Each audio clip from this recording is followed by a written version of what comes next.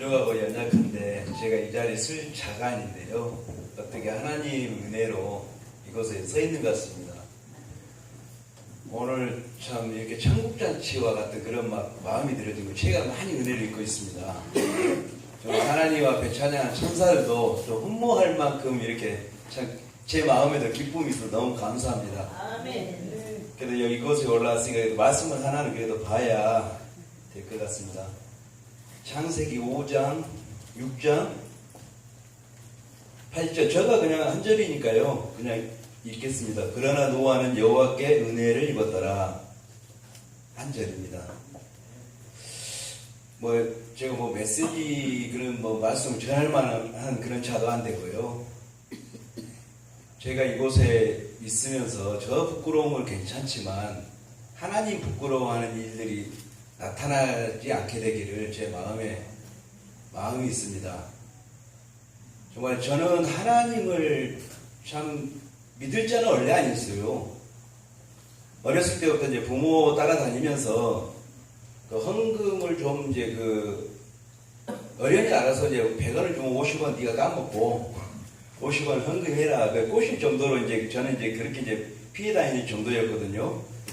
근데 어떻게 하다가 사회에 나와서 어렸을 때 조금이나마 나와서 다녔던 그런 마음 하나로 교회를 몇 번 다녔는데 마음 편한 것 같지만 뒤돌아서면은 오늘 원래 이 말씀을 보려는 게 아니고요. 5분 짧으니까 간단하게 이렇게 시간이 얼마 안 주시네요. 그렇다 오래 더 있을 수 없고요.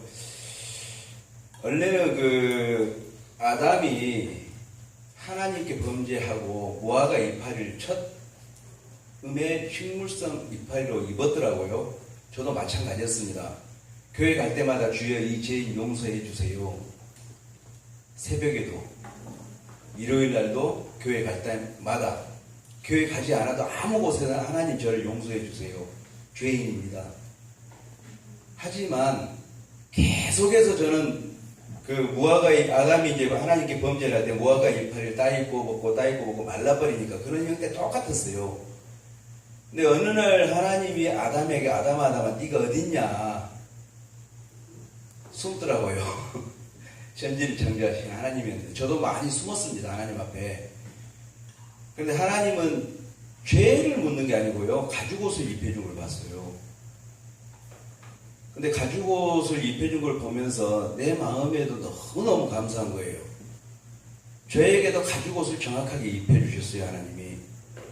어린 양 대신 예수님이잖아요. 아마도 하나님이 아담에게 가죽옷을 입혔던 거는 어느 한 짐승이 희생됐겠다 싶은 그 마음이 들어지더라고요. 그래서 어린 양 대신 예수님이 분명히 아담에게도 아담이 있기 전에 예수님은 계셨다고 했잖아요. 그 전에도 훨씬 전에 하나님. 그래서 우리가 본향에 간다. 우리가 본향에 간다 하더라고요. 그래서 원래 내 고향은 천국이었다라는 사실을 알았어요. 어느 날 2000년 전에 예수님이 십자가에 못 박혀 돌아가시면서 너희의 죄를 다 사했다 하더라고요. 제게 하나님이. 네? 무슨 말씀입니까? 근데 예수님이 십자가에서 예자 숫자 목사 예수님께서 십자가에 못 박혀 돌아가실 때 그냥 돌아가시진 않았더라고요. 나의 모든 허물. 그러니까 하나님께서 아담에게 부끄러울까봐 벌거벗은 걸 가려줬잖아요. 제게도 가려준 그런 큰 은혜를 입었어요. 제가. 그러면서 어느 한 것만 죄를 담당하신 게 아니고 나의 모든 죄를 담당하신 예수님이 너무너무 감사한 거예요. 이미 하나님께서 제 예비해 놓은 그 부분에 대해서 내가 얼마나 감사한지 모릅니다. 근데 오늘 말씀에 본문에 노아는 은혜를 입었더라 그랬잖아요. 하나님 여호와께. 노아는 이렇게 방주를 지으면서 하나님이 그 마음을 주시더라고요.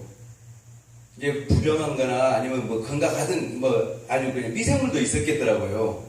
아담 네가 노아한테 방주를 지으면서 그 안에 네가 기식 있는 거 부정하든 정하든 아주 다 노아가 다 일일이 집어넣진 않았더라고요. 노아는 그냥 방주만 지었을 뿐이지 그냥 하나님이 다 그냥 넣었다고 말씀에는 있더라고요. 기록되어 있더라고요.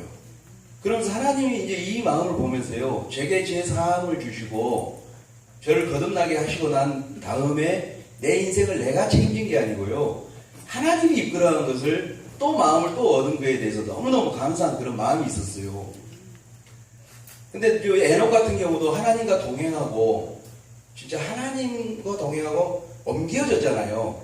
저도 원래 생명이 아닌 사망이었고 죄 가운데 있었는데 죄에서 생명으로 옮겨진 그런 사실을 발견할 때 너무너무 하나님께 이런 시대에 제게 이런 걸 주셨구나. 하나님 너무너무 감사합니다. 정말 하나님은 이 땅에 오실 때 의인들 구하러 온 게 아니라 죄인들 구하러 왔다. 나는 분명히 죄인이었어요. 죄인에서 의인을 옮겨주시고 사망의 생명길로 옮겨주신 하나님이 너무너무 감사했던 거예요. 제 마음에. 이런 일이 있구나. 어떻게 하나님은 이런 일을 제게 이렇게 나타내 주셨을까? 이게 천국 복음이었다는 사실을 제가 이제 하나님이 나타내 주셔서 제가 깨달은 게 하나도 없습니다. 성령은 일방적으로 내게 오셔가지고요. 성령이 내 생각에 기록하고 마음판에 기록해서 그걸 알게 하셨어요. 그게 하나님이었다는 사실을 알았단 말입니다. 이런 하나님이 내 마음 안에 들어온 것이 아니고 여러 사람 마음 안에 들어간다면은 얼마나 이 세상은 진짜 하나님, 이 세상이 천국이겠다라는 그런 마음이 들어진 거예요. 그러니까 이런 복음을 안 전할 수가 없더라는 거죠. 그래서 이제 마지막으로 이제 제가 이제 그 말씀 볼 때요.